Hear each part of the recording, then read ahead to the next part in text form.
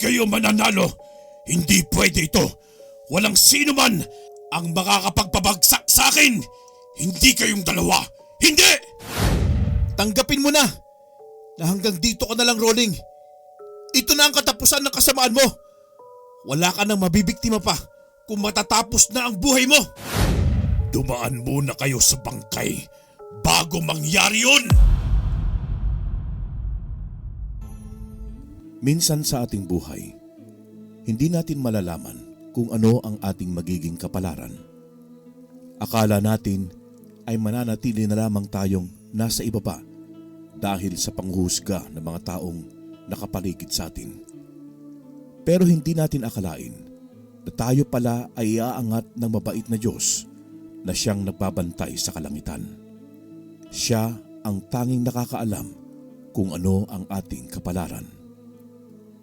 Tunghayan natin ngayong araw ang kwentong ibinahagi ng isa nating masugid na taga-subaybay sa ating channel. Isang kwentong tuturog ng ating puso at magbibigay ng inspirasyon sa ating lahat.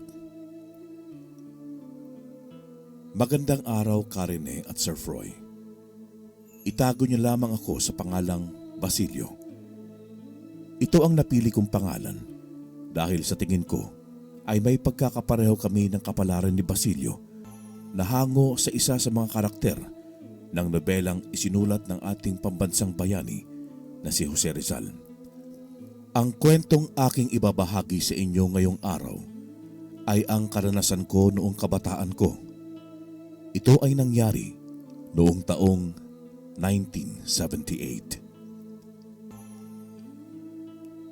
Sa isang liblib na bayan sa kanayunan ng Samar nga pala ako nakatira. Kilala ako sa aming baryo bilang isang masipag na basurero.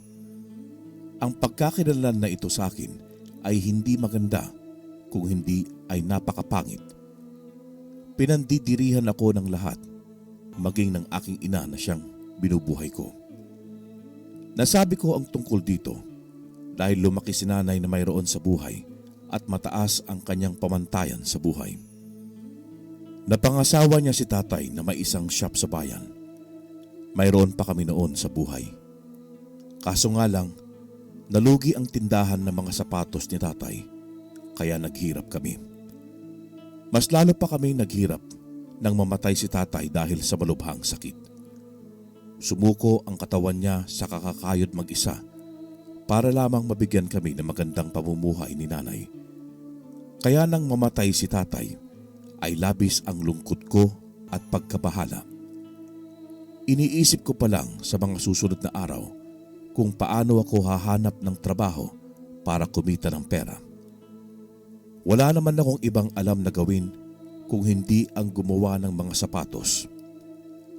Subalit walang tumatanggap sa akin dahil wala akong pinag-aralan. Bukod pa roon, hinuhusgahan nila ang panlabas kong anyo. Yun din ang dahilan kung bakit naging basurero ako. Hindi nakayanan ni nanay ang pagtagal sa tabi ko. Iniwan niya ako at sumama siya sa lalaking nanliligaw sa kanya. May pera ang lalaki kaya't sumama siya. Hindi ko naman masisi si nanay dahil alam kong nahihirapan na rin siya sa sitwasyon naming dalawa. Lalo pat kakarampot lang ang kinikita ko sa pamamasura. Nang iwan ako ni nanay, ay nabuhay akong mag-isa at nagpatuloy pa rin sa pagbabasura. Minsan talaga, hindi maiwasan na may taong manghuhusga sa iyo at lalaitin ka. Sa bawat araw na nag-iikot ako sa aming nayon at maging sa bayan, tulak-tulak ko ang aking kariton. Minsan napupuno ko yon ng mga boteng babasagin, sirang gamit at kung minsan, kakaibang bagay na tila may paggagamitan pa. Isang gabi, habang naglalakad ako pauwi mula sa aking pangongolekta ng mga basura, napadpad ako sa isang lumang bahay na halos matabunan na ng damo. Napansin ko ang isang kakaibang liwanag mula sa loob nito. Bigla ako nakaramdam ng takot. Sandali, bakit may ilaw sa loob? Luma na ang bahay na ito . Wala nang nakatira dito sa pagkakaalam ko. Napakatagal na. Nagbalik ba ang may-ari nito? Hahakbang na sana ako palapit sa pinto ng lumang bahay nang makarinig ako ng sigaw mula sa kalayuan. Isang sigaw ng lalaki at humihingi ito ng tulong. Agad kong binitawan ang aking kariton saka humagilap ako ng pwede kong pamalo mula sa mga basura na nakolekta ko.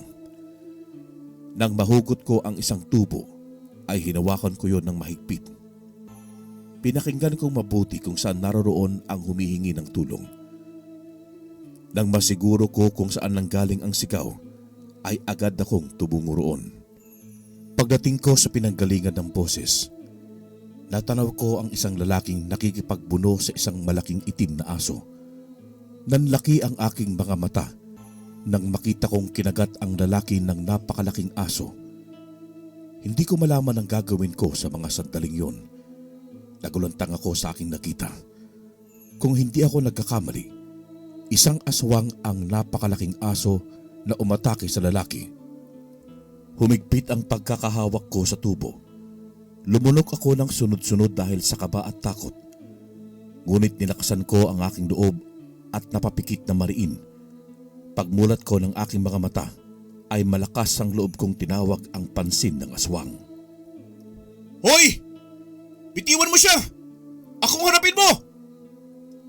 Bumaling sa akin ang asong aswang habang nanlilisik ang mapupula niyang mga mata. Binitawan niya ang lalaki at tuluyan nang itinuon ang pansin sa akin. Agad na tumakbo ang lalaki sa takot. Napamura ako ng sunod-sunod habang pinagpapawisan ng malagkit. Pambihira, iniwan ako. Paano na ako nito? Paano ko tatakasan ng aswang? Mukhang nagalit ko yata siya sa ginawa ko. Naku, katapusan ko na. Wala na akong lakas eh. Mukhang mamamatay na lang akong gutom ngayong gabi. Binalingan kong muli ang aswang na noon ay unti-unti nang humahakbang patungo sa aking direksyon. Ako naman ay umaatras habang nakatutok ang hawak kong tubo sa harapan. Naisip kong kapag umatake ang aswang ay hindi ako magdadalawang isip na ihampas yon sa aswang. Sige, lumapit ka. Kung hindi, magkainan na lang tayong dalawa. Sakto't nagugutom ako ngayong araw. Kanina pa ako walang kain eh. Nagpapatawa ka ba? Hindi ba tinawag mo ko para pakawalan ng pagkain ko sana? Pinakawalan ko na. Pero hindi ibig sabihin, hahayaan ko na lamang na wala akong pagkain ngayong gabi. Wala rin ako pagkain. Ano? Gusto mo ba ang isang tulad ko? Hindi mo ba alam na kumakain ako ng mga tirang pagkain? Kasing bahaw ako ng mga basura. Iba't ibang mga luma, nabubulok ng mga bagay na hawakan ko. Ibig sabihin lang nun, marumi ako. Hindi maganda ang karne. Hindi ako masustansya para sa aswang na tulad mo. Ano? Kakainin mo pa rin ba ako? Natigilan ang aswang dahil sa aking sinabi. Mukhang nagdadalawang isip siya kung itutuloy pa ba niya ang pagkain sa akin o hindi. Ilang sandali ang lumipas, narinig ko siyang tumawa ng malakas. Kung ganon, papaslangin na lang kita at ipapakain sa mga alagad kong sigbin. Tutal, wala naman silang pinipili kung nabubulok ka na. Alam mo ba ang kinakain nun ay mga patay na? Napalunok ako sa kabang naramdaman nang marinig ang sinabi ng aswang. Hindi ko akalaing maiisip niya ang tungkol sa sigbin. Humigpit pang lalo ang pagkakahawak ko sa tubo. Pero nanginig na ang mga tuhod ko. Lalo pat nagsimula na namang hubakbang ang aswang. Hindi ko akalain na maiisip mo tungkol sa bagay na yan ah. Hindi bali na.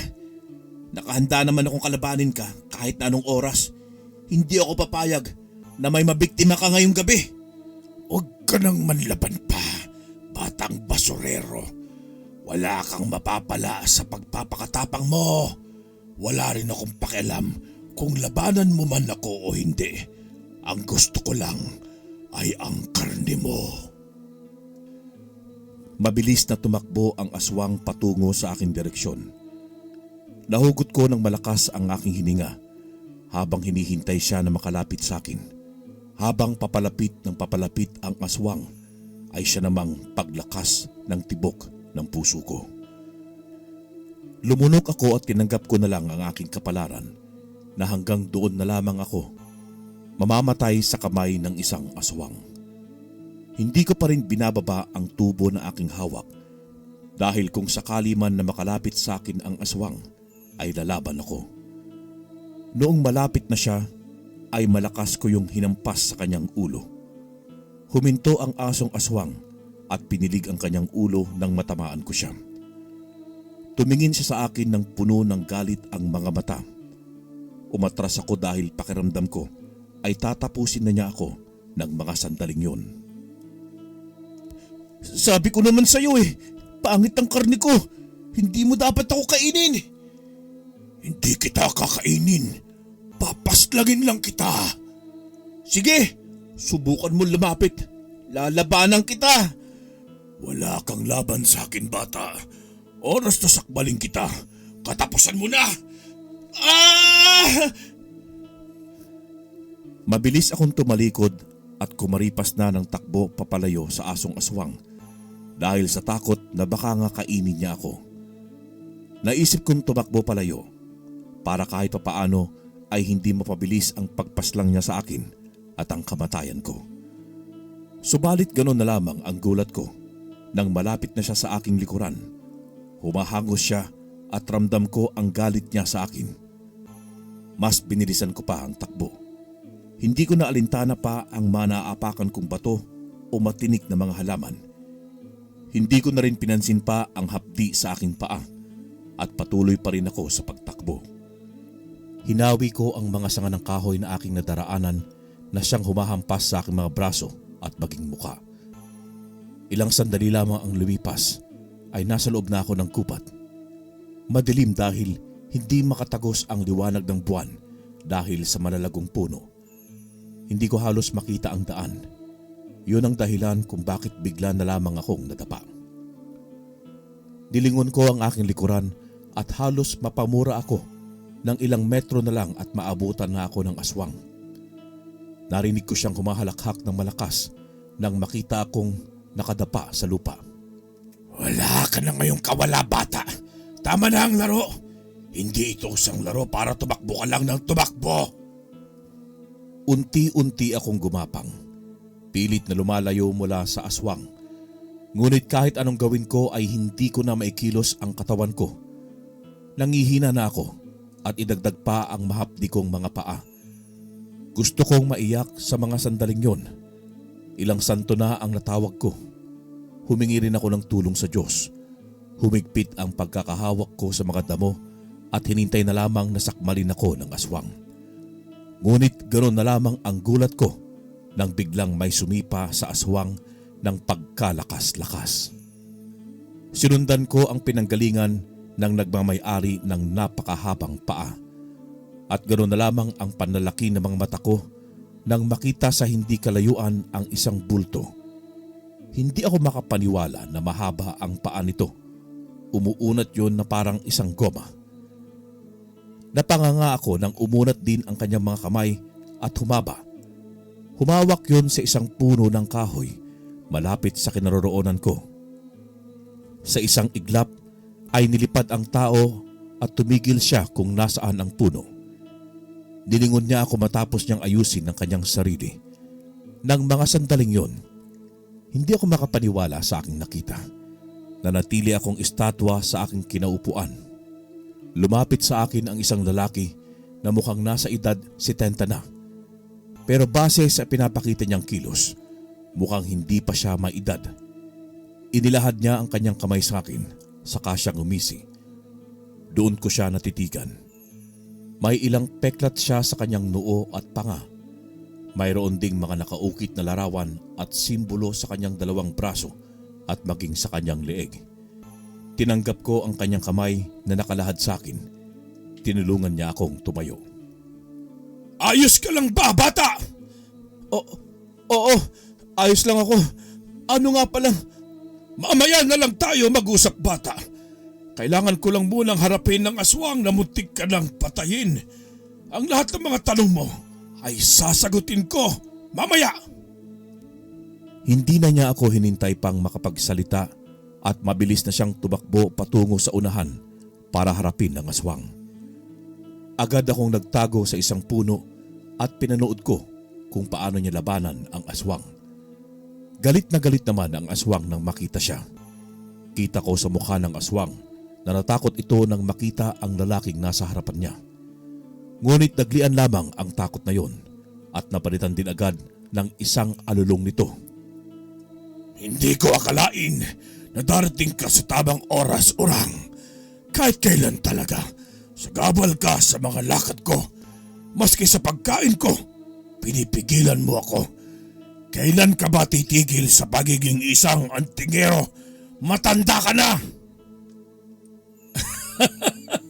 Titigil lamang ako kapag naubos na kayong mga aswang. Kaya habang nariyan pa rin kayo sa buong paligid, hindi ako titigil na kalabanin at paslangin kayo. Marami ka ng pinaslang na mga kalahi ko, Urang. Binansagang ka ng ang berdugong antingero sa lugar na ito. Lahat na yata ng mga aswang ay takot na makaharap ka. Kaya nagsilipat ni sila sa ibang lugar. Pero ako, hindi mo ako madadala sa kung ano man ang tagan mong mutya. Hindi mo ako natatakot sa kakayahan mo, Urang. Matagal na kitang pinag-aralan at masasabi kong matatapatan na kita sa isang laban. Wala akong pakialam kung pinag-aralan mo man ako o hindi. Sigurado pa rin ako na wala kang laban sa akin. Kayang-kaya kitang patumbahin. Yan ang akala mo, Urang. Huwag kang masyadong kumpiyansa sa iyong sarili. Dahil baka sa sobrang taas ng akala mo sa sarili, yan pa ang magpapahamak sa iyo. Huwag kang mag-alala, aswang. Iiwas naman ako para hindi ako mapahamak kung ganoon kataas ang tingin mo sa sarili mo. Tama ka na sa pakikipag-usap sa akin, Urang. Oras na para maglaban na tayong dalawa. Matagal na kitang gustong patayin. Matagal na pala, ha? Bakit hindi mo ngayon subukan?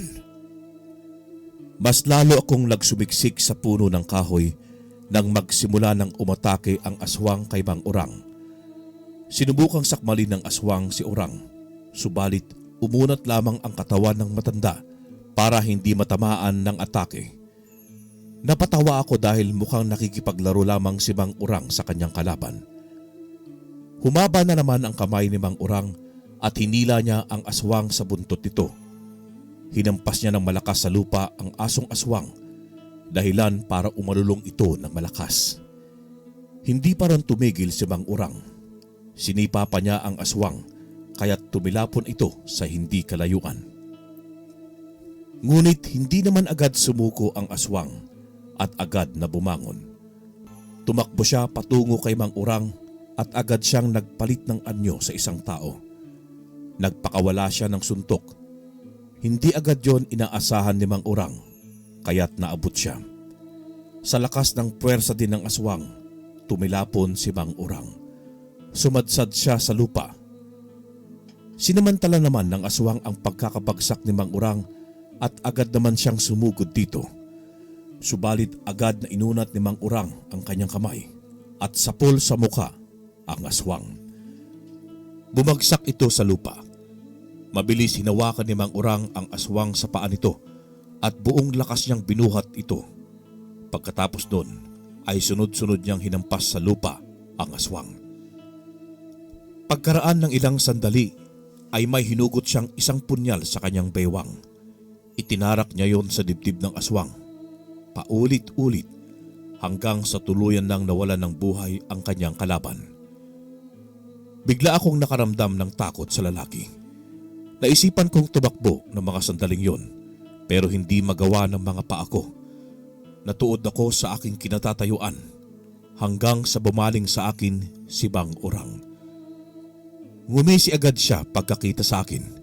Sa kanya ibinalik ang punyal sa kanyang baywang. Lumakad siya papalapit sa akin, saka ako tinapik sa aking balikat. Bata! Huwag kang matakot sa akin. Hindi ako pumapatay ng mga tao. lalo na sa mga walang kalaban-laban. Ang pinapaslang ko lang ay ang mga aswang at iba pang masasamang nilalang. Tinuturuan ko rin ng leksyon ng mga taong may mga masasamang gawain. Kaya wag sanang maging masama ang tingin mo sa akin. Sa totoo po niyan, natatakot talaga ako sa inyo.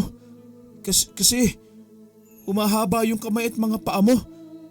Parang isa kang goma. Isa pa, wala kang takot na labanan ng mga aswang. Anong klaseng nilalang kayo? Anong pangalan mo, bata?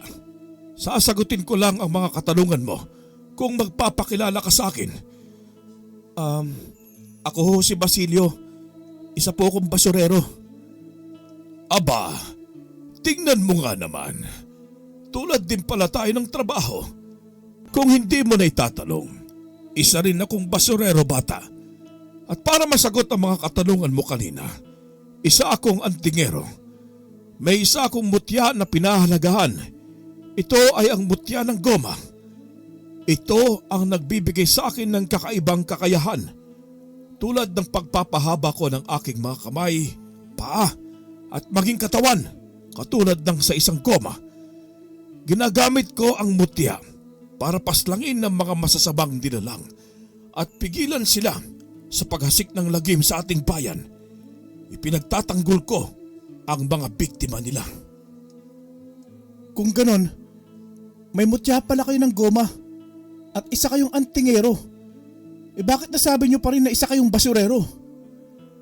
Isa naman talaga akong basurero noon, bata. Bago sa akin ipinagkaloob itong mutya ng goma, nanatili pa rin akong nagbabasura para naman may kitain pa rin akong pera. Sayang pa naman ang kikitain kong pera kung magiging tambay ako, hindi ba? Kung sa bagay ho, may punto kay Ron. Ikaw ba? Gabing-gabi na, nasa labas ka pa rin. Hindi ka pa ba umuwi? Ginabayin na ho kasi sa pamamasura. Nako, huwag kang magpapagabi. Delikado na ngayon sa ating nayon. Marami ng aswang ang nagtatago sa dilim. Nasaan ba mga magulang mo? Wala na ho akong mga magulang. Namatay na si tatay. At si nanay naman iniwan na ako. Kaya mag-isa na lang po ako ngayon. Abay, kawawa ka naman pala. May bahay ka bang mauwian? Mayroon po. Sa kabilang baryo pa. Sige, bukas ka na lang umuwi. Doon ka na lang muna tumulay sa bahay ko ngayong gabi. Delikado kapag umuwi ka pa. Baka mamaya may aswang ka makasalubong sa daan. Kaso ho, naiwan ko yung karitong ko doon sa may lumang bahay. Pwede ho ba natin kunin? Sa lumang bahay baka mo? Aba, sa'yo palang kariton na napuno ng mga basura. Opo, Mang Urang. Sa akin nga ho yun. Akalain mo nga naman. Bahay ko ang lumang bahay na yun, bata. Halika na at umuwi na tayong dalawa. Napangiti na lamang ako nang marinig ang sinabi ni Mang Urang sa akin. Sumama naman ako sa kanya nang magsimula na siyang lumakad pabalik sa kanyang bahay. Pagdating nga namin sa lumang bahay ay napatunayan kong nagsasabi nga siya ng totoo. Sa kanya nga ang lumang bahay na yon. May mga basura ding nakasalansan sa likuran. Doon ko rin nilagay ang aking kariton para kinabukasan ay ibebenta ko yon sa bayan. Pagdating namin sa loob ng bahay ni Mang Urang ay napakalinis at napakaayos sa loob. May kinuha siyang damit sa isang cabinet at ibinigay na yon sa akin. Maligo ka na muna roon sa banyo, bata. Sa labas lang din naman. Huwag kang mag-alala. Kung sakali man na may mga masasamang nilalang sa paligid, magbabantay ako. Bilisan mo lang para makapaghanda tayo ng pagkain. Linisin mo yung buong katawan mo, ng baho mo.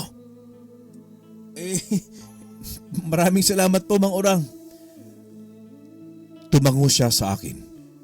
Bago ako lumabas ng bahay at tumungo sa banyo na sinasabi niya. Nilinisan ko nga ang buong katawan ko gaya ng sinabi ni Mang Urang. Pagkatapos kong maligo ay naghanda na nga kami ng pagkain. At habang kumakain ay naisipan kong kausapin si Mang Urang. Mang Urang, pwede ho bang dito na lang ako sa inyo? Ano? Nako, hindi ako tumatanggap ng palamunin, bata. Kulang na kulang pa sa sarili ko yung kinikita ko sa pamamasura. Inimbitahan lang kita rito para magpalipas ng gabi. Hindi naman po ako magiging pabigat sa iyo, Mang Urang. Tutulungan po kita pagdating sa paghahanap ng pera. Tutulungan din ho kita sa mga gawaing bahay. Gusto ko lang ho na may kasama. Gusto ko rin hong matuto mula sa inyo kung paano ang makipaglaban. Hindi ka ba natatakot na baka patayin kita? Ikaw na ho ang may sabi sa akin kanina. Hindi ka ho pumapatay ng mga taong walang kalaban-laban. Tinitigan ako ni Mang Urang nang hindi makapaniwala. Hindi niya marahil inaasahan na sasagutin ko siya ng ganoon. Maya-maya pa ay tumawa siya. Tila natutuwa sa naging kasagutan ko. Sige nga. Tignan ko kung masipag ka nga at hindi ka magiging pabigat sa akin. Makakaasa po kayo, Mang Urang. Hindi ako magiging pabigat. Hindi ko may papangako na palagi akong narito sa bahay, bata. Madalas akong umalis tuwing gabi o kaya may mga okasyon at kinakailangan. E di, sasama ho ako sa inyo. Kaya nga ho ako nagpapaturo sa inyo kung paano makipaglaban para tulungan ko kayo sa misyon nyo. Yan ang hindi pwede, bata. Wala ka pa ng galaban sa mga aswang. Hindi pwede ang gusto mong mangyari. Pero tapusin mo na ang pagkain mo. Sige na. hindi na ako nagpumilit pa kay Mang Urang ng mga sandaling yun. Alam ko na wala pa siyang tiwala sa akin noon dahil hindi pa niya ako kilala.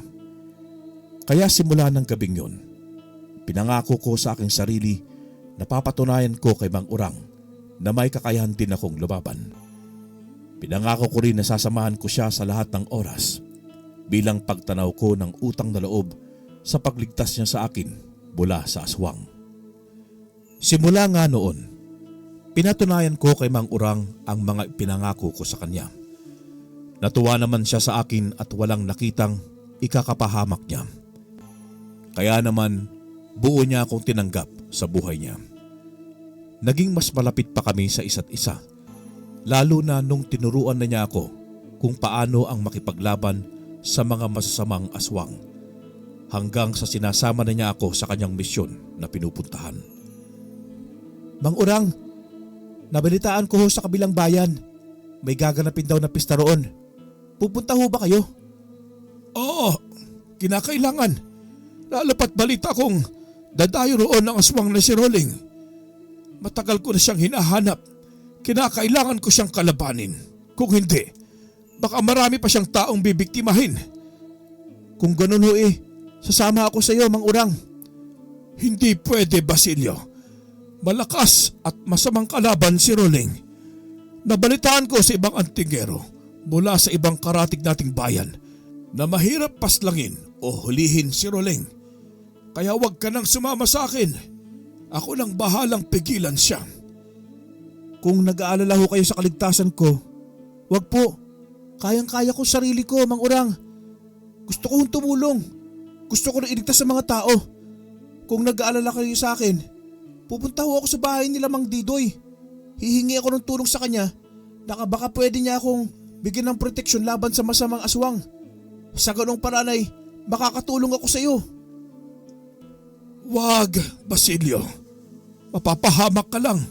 Hindi mo alam ang mangyayari. Gahamang albularyo si Ditoy.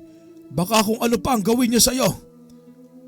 Susubukan ko pa rin kung anong mangyayari, Mang Urang. Sige. Ako nang bahalang kumausap sa kanya. Hayaan mo tulungan kita kung ito talaga ang gusto mo. Sinasabi ko na nga ba at hindi mo ko pababayaan? May magagawa pa ba ako? Napakakulit mong pa naman. Tara na, nang makausap na natin si Didoy. Naghanda na nga kaming dalawa ni Mang Urang para tumungo sa sikat na albularyo, pero gahaman si Mang Didoy. Sa kabilang layon lang naman siya nakatira, kaya madali lang sa amin ni Mang Urang napuntahan ang albularyo. Pagdating namin sa bahay ni Mang Didoy, ay naabutan namin na may ginagamot siyang isang batang lalaki. Ayon sa nakausap ni Mang Orang na magulang nito ay inaaswang daw ito. Pinanood ko naman ang ginagawa ni Mang Didoy sa batang lalaki habang nakadungaw ako sa pintuan ng kanyang bahay. Panay rin ang tingin niya sa akin habang dinadasalan niya ang batang lalaki. Maya-maya pa ay tumayo si Mang Didoy, saka may kinuha siyang langis at pinahid yon sa tiyan ng bata. May kung anong inusal siyang dasal na hindi ko maintindihan. Pagkaraan ng ilang sandali ay sumuka ng itim na likido ang batang lalaki. Naramdaman kong lumapit sa akin si Mang Orang, saka nakisilip din siya sa loob. Nakuha na niya ang kamandag ng aswang. Kung hindi ay baka mamatay ang bata at tuluyang kainin ng aswang na may gawa nito. Ha? Sabi ko sa iyo, Mang Orang magaling talaga itong si Mang Didoy manggamot. Kahit naghahaman siya pagdating sa ibabayad pagkatapos niyang manggamot. Hinaan mo lang ang boses mo at baka marinig ka ng gahaban na albularyo. Hindi niyo na kailangan magbulungan dyan. Rinig na rinig ko pag-uusap ninyong dalawa. Sinasadya niyo yatang paringgan ako Ay, sinadya ko talaga Mang Didoy. Para ho alam ninyo, mahirap nang may tinatago, di ba? Mabuti na yung totoo tayo, saka prangka. Prangka ka nga. Masakit ka naman magsalita. Anong kailangan nyo at naririto kayo sa bahay ko? Lalo ka na, Orang. Mamaya na lang namin sasabihin, Mang Didoy. Tapusin nyo muna ang ginagawa ninyong paggamot sa bata. Tapos na akong gamutin siya. Pumasok kayo at maupo muna kayo rito. Kakausapin ko lang ang mga magulang ng batang ito. Saka ko kayo babalikan. Tumango naman kaming dalawa ni Mang Orang sa sinabing yon ni Mang Didoy. Bago kami pumasok sa sala ng kanyang bahay, agad naman siyang tumayo kasama ang batang lalaki at lumabas. Kinausap nga niya ang magulang ng batang lalaki, pero hindi na ako nakinig sa kanilang pag-uusap. Siniko ko naman si Mang Orang, saka ako bumulong sa kanya. Sa tingin ko, mabait naman si Mang Didoy, Mang Orang Sus, yan ang akala mo. Huwag kang agad maniwala sa kung anong nakikita mo. Matagal ko nang kilala si Didoy, kaya alam ko na ang likaw ng bituka niyan. Kung gano'n magkaibigan kayong dalawa? Hindi naman bata. Medyo napalapit lang dahil sa iisa naming tungkulin. Yun ay ang tumulong sa kapwa. Pero ang masama lang talaga sa kanya, kahaman siya pagdating sa pera. Kaya ginamit niya ang kakayahan niya para magkapera. Pero mabuti naman at hindi siya pinaparusahan. Mabait naman kasi siya talaga. Ano na naman ang binubulong mo? At paninira sa akin, Orang? Kaibigan, wala naman akong masamang sinasabi tungkol sa'yo. Pwera lang sa totoo talaga namang mukha kang pera. Ano naman ngayon? Ginagamit ko rin ang pera na kinikita ko para sa sarili ko at nang makatulong din ako sa ibang tao. Tama na nga pag-aasaran ninyong dalawa. Makinig ho kayo sa akin, Mang Didoy. Tutungo kasi kami ni Mang Orang sa kabilang bayan para sa gaganapin na pista. Misyon niyang hanapin si Roling. Si Roling? Ang aswang na mahirap paslangin ng mga antigero? Sigurado ka ba sa binabalak mo, Orang? Kung ang ibang ang antigero na mas malakas sa'yo, mahirap kalabanin si Roling. Ikaw pa kaya? Matagal ko nang pinaghandaan na dumating siya dito Kung noon, wala pang nakakapaslang sa kanya. Pwes, sisiguraduhin kong ako ang papaslang ngayon sa kanya. Mangyari lamang ang gusto mong mangyari kung mamamatay ka rin. Parang nilagay mo rin sa hukay ang sarili mo kung ganyan mo gustong paslangin si Roling. Kaya nga nandito kami para humingi sa iyo ng tulong. Alam ko marami kang alam tungkol sa mga lahi ng aswang, lalong-lalo na kay Roling. Alam na alam mo kung ano ang makakapaslang sa aswang na yon. Hindi ko sinabi na kung epektibo ba ang nalaman ko o hindi. Kaya hindi tayo nakakasiguro kung matatalo mo nga si Roling kapag ginamit mo ang bagay na yon. Magtiwala ka lang, Mang Didoy. Ako, malaking tiwala ko kay Mang Orang na matatalo niya si Roling. Bata, hindi ito isang laro lang. na ganoon lamang kadali talunin si Rolling. Hindi mo alam ang sinasabi mo. Kapag makita at makaharap mo si Rolling, doon mo masasabing tama ako. Kaya kung ano man ang binabalak ninyong dalawa, huwag niyo nang ituloy. Kaya nga ho kami nandito ni Mang Orang para humingi sa inyo ng tulong, Mang Didoy. Ikaw lang makakatulong sa amin. Hindi ba't iisa lang ang layunin ninyo ni Mang Orang? Yun ay ang talunin at puksain ng mga masasamang nilalang. Bakit hindi na lang kayo magtulungang dalawa? Mahirap ba yung gawin? Natigilan si Mang Didoy nang marinig niya ang sinabi ko. Hindi siya makapaniwalang nakatingin sa akin. Maya-maya pa ay napahilot siya sa kanyang sentido at bubuntong hininga. Napatingin ako kay Mang Orang at kumibit balikat na lamang siya sa akin. Napasindig na lamang ako sa aking kinaupuan na silya habang hinihintay na makasagot si Mang Didoy. Pumasok si Mang Didoy sa isang pinto na marahil ay kanyang silid. Tinignan ko si Mang Orang kung ano ang reaksyon o sasabihin niya, pero wala akong makita sa kanyang mukha. Seryoso lang siya habang nakatingin sa akin. Pagkalabas ni Mang Didoy sa isang silid, may nilapag siyang isang maliit na kahon sa ibabaw ng mesa. Inutusan niya si Mang Orang na buksan yun. Pagkabukas ni Mang Orang, tumambad sa amin ang 3 klase ng bato na may tali. Ano ito, Didoy? Bakit mo ipinapakita sa amin ito? Kailangan nyo ng tulong ko para matalo si Rolling, hindi ba? Yan ang kasagutan sa problema ninyong dalawa. Suotin nyo ang 2 anting-anting na yan na may nakaukit na parehong simbolo. At ang isa na may kakaiba at ipasuot mo rito sa binatang kasama mo. Ano ang anting-anting na ito? Malakas ang laban niyan laban sa bertud na tangan ni Rolling.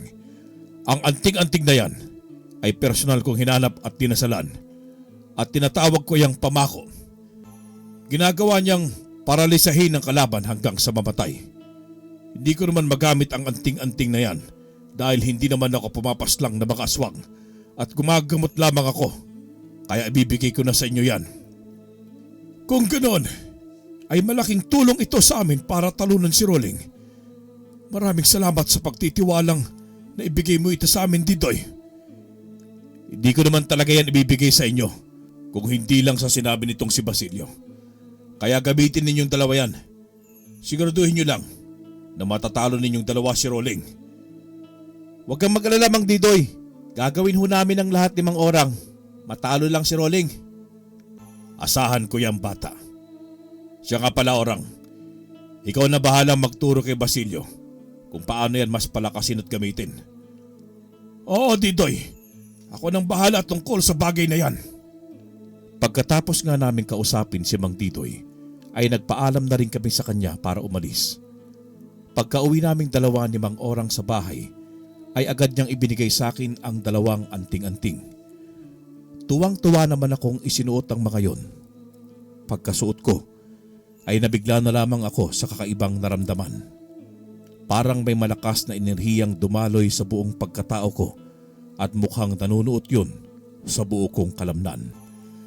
Ganyan talaga yan sa simula, bata. Pakaingatan mo ang anting-anting na pamako at ang anting-anting na poprotekta sa iyo laban sa mga masasamang nilalang. Ngayon ay tuturuan naman kita kung paano dasalan ang mga yan para mas lalong lumakas. Tatandaan kong sinabi mong yan, Mang Orang. Gagawin ko ang lahat para matuto at nang makatulong ako sa pagbagsak ni Rolling. Naniniwala naman ako sa kakayahan mo. Pinatunayan mo na yan sa akin. Ang akin lang ay nag-aalala ako para sa iyo. Ipangako mo lang sa akin na magiging ligtas ka pagkatapos ng laban natin kay Rolling. Pinapangako ko, Mang Orang. Pagkatapos ng pag-iensayo at pagpapalakas ng aming mga anting-anting, ay nagdesisyon na nga kaming tumungo sa kabilang bayan ni Mang Orang. Tumuloy kami doon sa isang paupahan na lumang bahay sa loob lamang ng 2 araw. Bisperes pa lang ng pista nang tumungo kami roon. Nagpahinga muna kaming dalawa ni Mang Orang bago kami lumabas ng bahay para hanapin ang kinaroroonan ni Rolling. Ngunit hindi namin mahanap si Rolling at ang kakaibang enerhiyang nagmumula sa mga ito. Hinintay namin na gumabi ni Mang Orang at tumungo kami sa pista.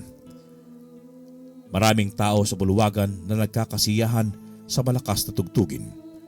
Pero nanatili ang atensyon naming dalawa ni Mang Orang sa buong paligid. Hinahanap ang mga aswang na handang mambiktima ng gabing yun. Mang Orang, may naisip po akong paraan para mapadali ang paghanap natin kay Rolling. Kung ganito na nakikisabay tayo sa umpukan ng mga tao, baka hindi natin siya mahanap. Sige bata, anong naisip mong gawin? Umakyat ho tayo ng puno at doon natin hanapin mula sa itaas ang presensya ni Rolling. Maganda nga ang naisip mo. Halika at subukan natin. Tumatakbo ang oras, baka may mabiktima na naman si Rolling. Mabilis kaming umakyat ng puno ni Mang Orang. Sinisigurado muna namin na wala sa aming makakita. Pagkarating namin sa pinakaitaas ng puno, ay natanaw na namin ang buong lugar na kinaroroonan ng bulwagan.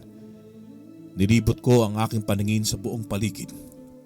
Humingi rin ako ng tulong sa suot kong anting-anting na tulungan niya kaming hanapin si Rolling. Narinig ko rin nagdasal si Mang Orang at makalipas lamang ang ilang sandali, natanaw namin sa hindi kalayuan si Rolling at ang ilang mga kasama nitong mga aswang. Nagtatago sila sa dilim at naghihintay ng pagkakataon na may mabiktima. Tara na, Basilio! Tumungo tayo sa kinaroroonan nila.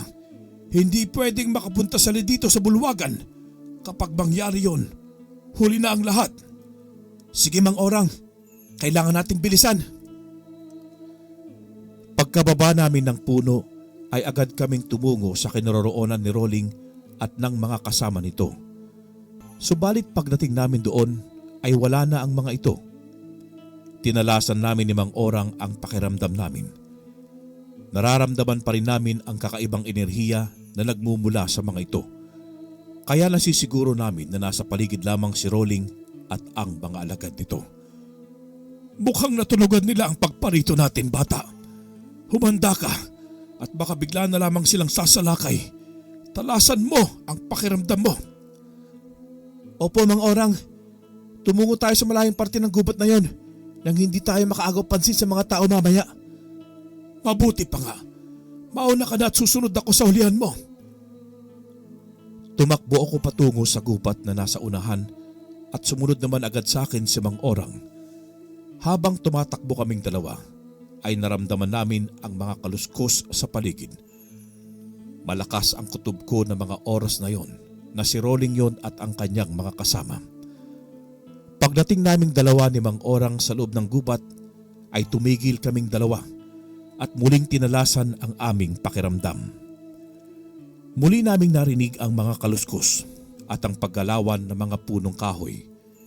Hinugot ko agad ang aking punyal sa aking baywang at hinanda ang aking sarili kung sakali man na sumalakay ang mga aswang sa amin.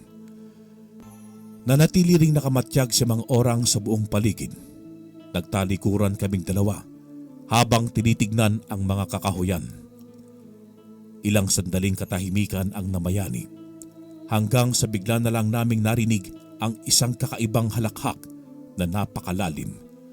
Humigpit ang pagkakahawak ko sa aking punyal nang mas dumami pa ang mga tawag yun. Hanggang sa napalitan ang mga boses na yon ng malalalim at tila nagmula sa isang kakaibang hayop. Hindi ko akalain na susundan mo ako, Orang, hanggang dito sa pesta. Hindi ba't nasa ibang nayon ka nang galing? Bakit ka narito sa nayon namin, ha? Wala na bang antigero ang lugar na ito at ikaw ang naparito? At nakapagtataka, hindi ka na nag-iisa ngayon. May kasama ka pang paslit. Oo, Rolling! Nandito ako para paslagin ka at ang mga kampon mo. Marami ka nang napaslang na mga taong walang kalaban-laban dahil lamang sa pagkalam ng sikmura mo. Wala ka talagang pinipiling lugar at okasyon. Ngayon mo pa talaga naisipan na mambiktima. Pwes, hindi ka namin papayagang mangyari yon. Kung ganon, ay pipigilan ninyo akong dalawa. Nagpapatawa ka ba? Walang makakapigil sa akin na kahit sino. Isang maling desisyon ng pagpapakita mo sa akin ngayon, Orang. Ako ang papaslang sa'yo, kasama yung kasama mo. Tignan natin kung mapapaslang mo ako, Rolling. Magpakita ka sa amin ng bagtuos tayong dalawa. Huwag kang magtatago sa kung saang dilim at pinapain mo ang ilang mga kasama mo. Hindi ko sila pinapain para sa inyo, Orang. Handa talaga nilang iaalay ang kanilang mga sarili para sa akin. Kaya anong sinasabi mo rin at gustong iparating? Isa pa'y, alam ko nang pinaplano ninyong dalawa. May gagamitin kayong anting-anting laban sa akin. Kaya hindi ako magpapakita. Paano mo nalaman ang tungkol sa bagay na yon? Sabihin na lang natin na may tenga ako sa kung saang mang lugar. Napakuyom ang kamay ko sa aking narinig. Mukha namang naramdaman ni Mang Orang ang inis ko dahil sa pinagsasabi ni Rolling. Siniko niya ako ng bahagya saka siya umiling ng 2 beses. Pinakalma ko ang aking sarili at tinanggap na lang bilang lakas ang mga sinabi ni Rolling. Bigla na lamang akong napaatras ng bahagya nang may nilalang ang nagsulputan mula sa dilim. Mga malalaki ang katawan nila, may itim na balahibo sa buong katawan, maitim at mahabang mga buhok, mapupulang mga mata, matutulis at matatalim na mga ngipin. Hindi yun ang unang beses kong makakita ng aswang, pero hindi ko pa rin maiwasan ang makaramdam ng kaba. Nagsimula nang umatake ang ilan sa kanila, kaya kumilos na rin si Mang Orang. Pinagpapaslang niya ang mga kampong aswang ni Rolling. Humandusay ang mga ito sa lupa nang tamaan niya ng kanyang hawak na itak. Inuunat niya rin ang kanyang kamay at paa para suntukin at sipain ang mga aswang na nasa kalayuan. Ako naman, agad kong sinipa sa dibdib ang aswang na sumugod sa aking direksyon. Pinakawalan ko rin ang isang malakas na suntok. Itinarak ko naman ang aking hawak na punyal sa isang aswang na inaatake patalikod si Mang Orang. Maraming salamat, bata! Ngayon ay huwag tayong lalayo sa isa't isa. Mas madaling mauubos ang mga kalaban ni Rolling sa ganoong paraan. Sige, Mang Orang, paslangin natin isa-isa ang mga umaataking aswang. Muli na namang sumugod ang isang aswang sa sugo ni Rolling. Nannilisik ang mga mata nito nang lumapit sa amin ni Mang Orang. Sinipa agad ito ni Mang Orang at sumalpok ang likod nito sa isang punong kahoy. Sunod-sunod ko namang pinagtatarak sa dibdib ng mga aswang na sumasalakay sa amin. Natigilan lang kami nang marinig ang boses ni Rolling. Wala na kayong kawala pa. Dito na kayo mamamatay na 2 orang. Huwag nyo nang sayangin ang lakas ninyo ng kasama mo. Sabihin ko na lang sa inyo na hindi kayo mananalo. Hindi mo kami mapapasuko ng ganun lang, Rolling. Kahit ikamatay pa namin, masiguro lang namin na mapapaslang ka naming 2. Sige, gawin nyo gusto nyo. Hindi ko kahayaan na magtagumpay. Nanlilisik ang kanyang mga mata habang unti-unting lumapit sa amin ni Mang Orang. Biglang sumugod si Rolling. Ang kanyang anyo ay mas naging mapagsik. Malaki ang kanyang katawan na may puting buhok. Mas malakas ang enerhiya niya kaysa sa ibang mga aswang na kasama niya. Pilit niyang kinakalmot ng kanyang mga mahabang kuko si Mang Orang. Subalit hindi niya maabot-abot ang matanda dahil umuunat ang katawan nito gaya ng isang goma. Sinipa bigla ng malakas ni Mang Orang si Rolling sa tiyan nito, dahilan para tumilapon ito sa mga punong kahoy. Napangisi ako nang lungunin ko si Mang Orang habang tinitignan naming 2 ang kinasadlakan ni Rolling. Bigla namang may sumugod sa amin na mga alagad niya, pero pinagana ko agad ang aking anting-anting na pamako, dahilan para maparalisa ang mga ito. Kinuha ko ang pagkakataon na yon para saksakin na mga aswang sa kanilang dibdib hanggang sa tuluyan silang mawalan ng buhay. Bumaling naman ako sa kinaroroonan ni Rolling nang bigla siyang tumayo at humalakhak ng malakas. Parang natutuwa pa siya sa nangyayari dahil mag-isa na lamang siyang natitira sa mga sandaling yun. Subalit bigla na lamang siyang umalulong ng malakas at naglabasan pa ang ilang mga kampon niya mula sa dilim. Basilio! Gamitin mo ang anting-anting mo nang sa ganon ay hindi ka mahirapang makipaglaban sa mga aswang. Masusunod, Mang Orang! Ang unang aswang na sumalakay ay agad kong sinipa at itinarak ang punyal sa dibdib. Tumalsik ito. Naghihingalo bago tuluyang namatay. Hindi kayo mananalo! Hindi pwede ito! Walang sino man ang makakapagpabagsak sa akin! Hindi kayong dalawa! Hindi! Tanggapin mo na hanggang dito ka na lang, Rolling. Ito na ang katapusan ng kasamaan mo. Wala ka nang mabibiktima pa kung matatapos na ang buhay mo. Dumaan muna kayo sa bangkay bago mangyari yun! Sumugod muli ang mga alagad niya, pero ipinagtabuyan ito ni Mang Orang gamit ang kanyang anting-anting na nagpaparalisa. Pagkatapos nun ay inunat niya ang kanyang dalawang kamay at niyakap ang lahat ng mga aswang at pinagbabali ang mga liig. Sabay-sabay na nagbagsakan sa lupa ang mga kampon ni Rolling sa lupa na wala ng buhay. Galit na sumigaw si Rolling nang makita niya ang nangyari. Nag-aapoy ang mapupula niyang mga mata habang nakatingin sa amin. Ilang sandali lang ay agad siyang sumugod sa amin ni Mang Orang. Humanda naman kami sa kanyang atake. Ang tunog ng kanilang sagupaan ay parang nagbabagsakang mga bato. Ako naman ay kinakailangan kong maghintay ng tamang pagkakataon. Nakikita ko ang bertud ni Rolling ang nagbibigay sa kanya ng napakalakas na depensa. Sinubukan kong lumapit pero bago ko pa magawa, hinampas niya agad ako ng kanyang braso sa aking dibdib. Napalipad ako sa lupa. Sumadsad ang likod ko sa matigas na ugat ng puno. Napaungol ako sa sakit pero agad din naman akong tumayo. Huminga ako ng malalim bago ako nag-usal ng isang orasyon laban kay Rolling gamit ang aking anting-anting na pamako. Pagkatapos kong banggitin ang pangalan ni Rolling ay bigla siyang nabilipit. Hindi makagalaw sa kanyang kinatatayuan. Hindi maikilos ang kanyang buong katawan, maging ang kanyang kamay at mga paa. Kahit lumingon ay hindi niya magawa. Lumapit ako sa kinaroroonan ni Mang Orang at sabay naming hinarap si Rolling ng mga sandaling yun. Kitang-kita namin ang galit sa mga mata ng aswang. Pasensya ka na, Rolling. Pero hanggang dito ka na lang. Hanggang dito na lang ang kasamaan mo. Kinakailangan ka na naming paslangin para sa ikakapayapa ng bayang ito. Hindi pa ako tapos. Hindi! Ngumisi si Mang Orang at mabilis niyang kinuha sa akin ang hawak kong punyal.